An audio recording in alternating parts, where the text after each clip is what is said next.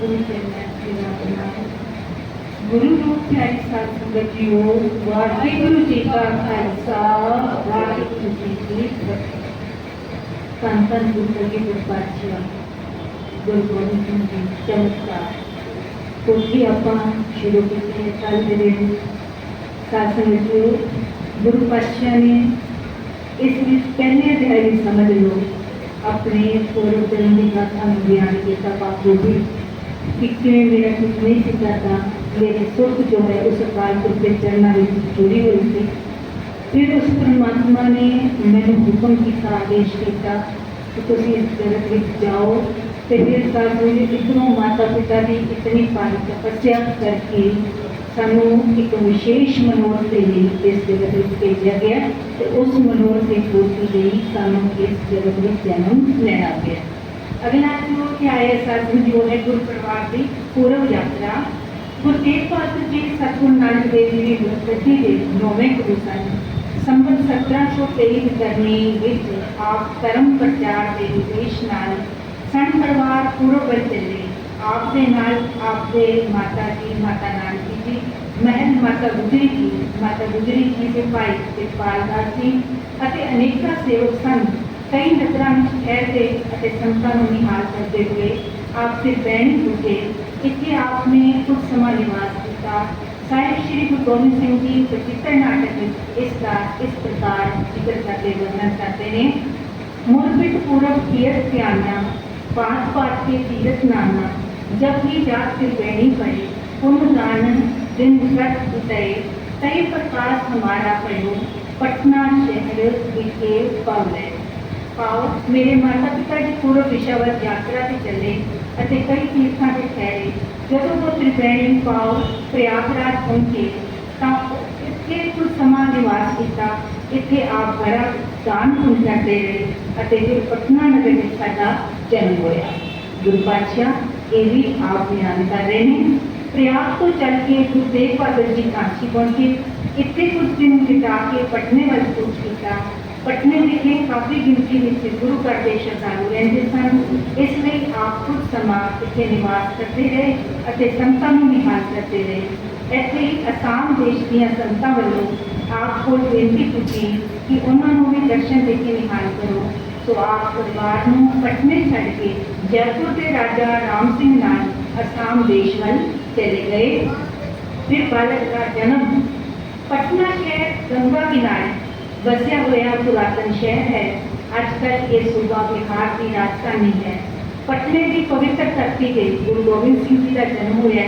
जिस स्थान से आप जी का प्रकाश होया उस स्थान से आजकल आलीशान गुरुद्वारा है जिसनों तख्त श्री हरमंदिर साहिब कहते हैं। अज भी इतनी अनेकों संगतां श्रद्धा नाल दर्शन करन आउंदियां हन अते मन दीयां मुरादां पूरीआं करदियां हन। सिखां दे 5 पवित्र तख्त हन जिन्हां जो पंथ की अगुवाई लई हुक्मनामे जारी किए जाते हैं। पटना शहर श्री हरमंदिर साहिब नूं दूजा तख्त किया जाता है। पहला तख्त श्री हरमंदिर अमृतसर अकाल तख्त है। दूजा तख्त श्री पटना साहिब है जिथे गुरु कलगीधर पातशाह का प्रकाश होया। गुरु परिवार पटने में सुख चैन नाल रह रहा सी। सेवा अते देखभाल लई बहुत सारे सेवक नाल सन। माता गुजरी जी ते भाई कृपाल दास जी कोल सन। कदे थोड़ सुधी सकरी संमत 1723 करनी नूं शनिवार ते ऐतवार की विचकारली रात समय माता गुजरी जी ने पावन भुखों बालक ने जन्म लिया। बालक की रोण की थां ते बालक रोण की थां ते हसू हसू करता मुखड़ा लेके प्रगट होया। इन्हां विलक्षण निशानियां देख के सियाणी दाई ने अनुभव किया कि ये कोई साधारण बालक नहीं है बल्कि कोई महान आत्मा इस बालक के रूप में प्रगट हुई है। साथ में इसी तरह गुरु नानक पातशाह की आमद समय दौलता दाई इसे दाई का नाम ही लिखा। दौलता दाई भी इतनी अभिभूत हो गई थी कि सारे कमरे में प्रकाश हो गया। तो कहनी मैं इतनी बड़े भागा वाले कि सब तो पहले मैनू दीदार हुई। जो पिता मेहता कालू जी ने आके दसना किया कि चुप हो गई, कुछ मंगण में कोई ख्वाहिश नहीं रही, तृप्त हो गई। फिर मेहता कालू जी ने कहा भाई सुख तो है ना, विज्ञान को मुराद से बच्चा ठीक है ना। फिर दसना किया लाल आया पुत्र हो गया। फिर कहते हैं फिर तू मन की चाहती है, कहते मैं मंगण कुछ नहीं लिया। मतलब कोई आशा ख्वाहिश शेष ही नहीं, क्योंकि तृप्त हो गई, रज गई। तो साथी इसी तरह ईसाई ने भी ये अनुभव किया होगा कि कोई यहो जी रूह है जो अपना सारी दुनिया के कुछ वखरा ही कर लिया है, इन्होंने कि शुरू तो दिस जाता है। तो जिन्होंने फिर इस तरह की सोची होती है, फिर साथियों उन्होंने माया ये सारी चीज़ें उन्होंने सामने कुछ प्रतीत होंगे ने। इसी तरह ही कुछ संगीत पातशाह की आमद से होया, कहने कोई महान आत्मा इस बालक के रूप में प्रगट हुई है। बालक का रंग गोरा सी नैन अति सुंदर सन, उसदियां कोमल गुलाबी बुलियां पर एक दिल खिंचनी मुस्कुराहट थी, दिल खिंचनी जो कुदरती अपनी तरफ खिंच पा रहे उसके इस तरह के नैन सन। कहते बुलों से इहो जी एक अलग ही विलक्षण जी एक मुस्कुराहट थी जी देखने वाले के दिल को अपनी ओर आकर्षित करती थी। फिर कहते उसदियां चेहरे से अनोखा नूर सी, उस नूरानी तेजपूर्ण मुखड़े से नजर ना टिकती। जो कोई देखता हैरान होता, उसका सिर आप ही बारिश के चरणों में झुक जाता। जिमें आप फिर 6वें पातशाह के इस समय देखा ना साथ में गुरु हरगोबिंद साहिब जी जो आमद हुई है, तो किवें गुरु साहब उन्होंने जो गुरु तेग बहादुर साहब जी की आमद हुई है, तो 6वें पातशाह भी उन्होंने चरणों से मत्था टेक रहे हैं। ये अनुभवी अखां भी तो किसी के कोल ने ना, तो उन्होंने चरणों से बालक के चरणों से मत्था टेकना तो सच में पिता का ये कोई छोटी सी गल नहीं होती, पर उसके अंदर कोई ऐसा नूर दिसता होगा ना जो पिता भी बच्चे के बालक के चरणों से शीश झुका दे। हम इन्हों के चेहरे में वेख के सारिया का शरीर जो है कुदरती ही झुक जाता सी। कहने दिन चढ़िया आंढ गुआढ़ के लोगों को बालक के जन्म की खबर लगी तो माता नानकी जी को आके बधाइयां देन लगी। पटने में गुरु घर के श्रद्धालु भारी गिनती में रहते सन। पता लगन से वो हूँ माँ के दर्शनों को आने लगे।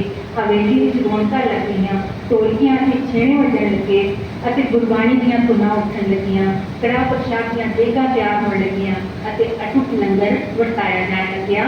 साडी पट कलावंत गुरु घर की पुस्तक गाँदे माता नानकी जी को बधाइयां देन माता जी पासों मुँह मंगिया दान लैके बालक को दीर्घ आयु दियां आशीषां दिंदे हुए खुशी खुशी वापस परतदे। गरीब गुरबा जो कोई आउंदा कोई खाली ना मुड़दा, सब नूं दान अते लंगर वरताया जांदा। मालना रंग रंग के फुल्लां दे हार अते सार सियाणियां मिट्टी से कीहियां दे बने पाले पोले बालक लैके आउंदियां अते माता जी पासों तन पदार्थ पा के आशीषां दिंदियां होइयां खुश खुश वापस होंदियां। माता जी के आज्ञा करने बालक के मामा कृपाल दासी नगर के सब तो प्रसिद्ध अते विद्वान जोशी जी को बुला लिया। जोशी जी ने आके साहिबजादे का जन्म नगर देखा विचार करके माता जी ने दसिया कि आपका पोतरा माता नानकी जी यानी दादी हो गए, माता गुजरी जी माँ ने ते नानकी जी माता नानकी जी दादी ने। संगत जो फिर की होता है कि ये तो कोई अवतारी जीव है, इससे लगन बड़े श्रेष्ठ हैं। इन्हों को संकेत मिलता है कि ये संसार से बड़ा उपकार करेगा, जिस करके सारा जगत इन्हों पूजेगा। ये महाप्रतापी बली सूरमा होगा अते जालिमां का नाश करेगा। इससे ना ही ये सच उच्च कोटि का विद्वान होगा अते विद्वानों के कलाकारों का कदरदान भी होगा। समझो गुरु कलगीधर पातशाह ने कहते हैं कि गुरु कलगीधर पातशाह की एक पक्षों तस्वीर बयान की नहीं जा सकती, जिन्हें तस्वीर बनावन लगदा तस्वीर बनाई जाती है। इस सोहनी कलगी वाले की कोई गल सुनाई जाती, किसी भी पक्षों वेख लो साथ कितने आप इतने बड़े विद्वान ने कितना कुछ लिखा है, इतने महान कवि ने ते कवियों के कदरदान ने विद्वानों के कदरदान भी ने। तो इसी तरह दानी कितने बड़े ने, अमृत के दाते ही ने, सरवंश से दानी ने, कोई मुकाबला गुरु पातशाह का। तीर अंदाजी वेख लो और केड़ी कला वेख लो जी गुरु पातशाह नहीं है। उस इतने मुकम्मल ने उस जब युद्ध भी पारंगत इतने महान योद्धा शूरवीर योद्धा ने, तो इधरों इतने महान कलाकार ने, इतने बड़े विद्वान ने, मतलब हर पासों इतने गुणे ने, इतने उस रब ने सारी सुंदरता में इकट्ठा किया होगा, सारी ताकत में इकट्ठा किया होगा, सारे बल में, सारी कला में इकट्ठा किया होगा, तो ये मुजस्मा ये बनया होगा। यानी कलगीधर पातशाह आए होंगे इस जगत के, क्योंकि गुरु पातशाह अकाल पुरख ने छापे हुए हैं ना, उन्होंने भी आदेश करके गुरु पातशाह को इतने भेजा है, तो वो 42 साल की उम्र में किड़ा कारनामा है जोड़े वो नहीं करके गए। इसलिए कहते विद्वानों के कलाकारों का कदरदान भी होगा। जोशी जी ने और दसिया कि साहिबजादे के घटना को ये भी संकेत मिलता है कि इसके अंदर संगठन की अथाह शक्ति, संगठन शक्ति का एक अपने अंदर शक्ति होना, एक शक्ति का संचार कर लेना। इतने महान योद्धा भी तो पैदा करके गए ना, इतने महान योद्धा उन्होंने अंदर इतनी उस समय के हालात को आप देखते हाँ तो साथ समझियो किस तरह कायरता छाई हुई थी, तो उस इहो जे कहते सारी कौम को योद्धा बनाने का उन्होंने सोचा सी। इसलिए इन्होंने ये गुण होगा, संगठन की अथाह शक्ति होगी। इस तो विचार होता है कि ये कोई नवा पंथ बचेगा जो विशेष श्रेष्ठ गुणों का कारण होगा, देश धर्म की रक्षा एक बड़िया कालना करेगा। जोशी जी महाराज के ये वचन सुन के माता जी गदगद हो गए। माता मामा कृपाल दास जी भी बड़े प्रसन्न हुए। जोशी जी ने बहुत सारा धन पदार्थ दे के विदा किया। हम साधन में जिथे ये सारा कुछ लिखा जाता है ना, उत्थे लिखण वाले विद्वान भी अपनी कामना में जुड़ जाती है। जिवें आप विचार कर रहे होंगे गुरबाणी का, उसके नाल कोई चीज इस तरह हम जोशी बुलाए कि नहीं बुलाए होंगे ये तो नहीं किया जा सकता, पर जब कोई भावना लिखना शुरू करता है तो फिर उस दिन एक रंग भरन के लिए एक सारिया चीज़ों को भी बयान किया जाता है। गुरु जी ने गुरु जी ने साहिबजादे जन्म की खबर भेजनी। अगला जो अध्याय है उस दसना किया है जोशी जी के वचनों से, तो माता नानकी जी इन्ने प्रसन्न सन कि उन्होंने उस वेले मामा कृपाल दास जी को आज्ञा की थी कि वो तुरंत उन्होंने पुत्र गुरु तेग बहादुर जी को पत्र लिख के साहिबजादे के जन्म और जोशी जी की भविष्यवाणी का पता दें। समझियो इतनी आश्चर्य की गल है ना, देखो देश धर्म के नाल किस तरह का प्यार है गुरु तेग बहादुर साहब जी का, गुरु साहिबाना का, कि इतने पारी तपस्या तो बाद 28 साल हो चुके सन बिहान माता गुरु जी के गुरु तेग बहादुर साहब, उस तो बाद लाल की आमद हुई है, पुत्र का जन्म होया, तो आप उत्थे नहीं है। तो साथ में कहने लगभग किन्ने साल के बच्चा हो गया तक आए ने, हम उत्थे वो सारिया चीज़ां जरूरी ने इस तो पहले कि उस पुत्र का अपने मुखड़ा जाके देखना, तो ये है त्याग। तो इसलिए से गुरु तेग बहादुर जी का नाम ही त्यागवान से, इतने त्यागी प्रवृत्ति ने, ये भी तो इतना बड़ा त्याग है ना, मोह का भी लेस मात्र नहीं है, तपस्या साधी है, उस मालिक ने जो दान बख्शी है, पर उसको भी ज़्यादा मुख्य किस चीज़ में रखा है कि जो जिस कर्म के लिए जिस फर्ज के लिए आए हुए ने प्रचार यात्रा से वो सारे कार्य पूरे करने ने। फिर गुरु तेग बहादुर जी उस समय असम देश के कामरूप जिले के कुबरी शहर में ठहरे हुए सन। जब उन्होंने पुत्र के जन्म और उससे श्रेष्ठ घटना का आज मालूम होया तो वो बड़े प्रसन्न हुए। भावें अंतर जाने गुरु तेग बहादुर साहब जी को सारा ज्ञान पहला ही हो चुका थी, फिर भी ये संदेशा पूजन से उन्होंने अकाल पुरख के शीश निभा के धन्यवाद किया, अरदास की ये प्रभु बालक सतगुरु नानक अपने दादा श्री गुरु हरगोबिंद साहिब जी दोवां दियां रवायतां नूं अगाह तोड़े, अर्थात पीढ़ी के नाल मीरी भी कायम करे अते देश अते धर्म की रक्षा अते उन्नति लई तरक्की लई लोड़ अनुसार कार्य करे। उन्होंने माता नानकी जी को पत्र राही बेनती कर रही थी कि बालक का नाम गोबिंद राय रखा जाए। पिछों पंजा प्यारिया ने गोबिंद सिंह जी रखा है, जब उन्होंने पंजा प्यारिया को अमृत की दात ली है तब गुरु गोबिंद राय को गुरु गोबिंद सिंह हुए ने। राजा राम सिंह कुबरी गुरु तेग बहादुर जी के नाल ठहरिया हुआ सी। जब उसनों साहिबजादे के जन्म का पता लगा तो उसने अते उसके मंत्रियों ने सैनिकों ने बड़िया खुशियां मनाइया, फौजी वाजे बजाए गए अते तोहफा की सलामी दी गई, गरीबों को बहुत दान दिता गया अते कई दिन लंगर वरताया गया। अगली आप कल विचार करेंगे।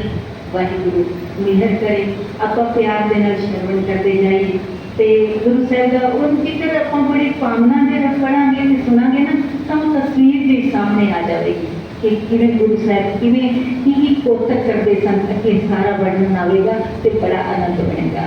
तो लाजकारी की माँ बख्शियो जी। वाहिगुरु जी का खालसा वाहिगुरु जी की फतेह।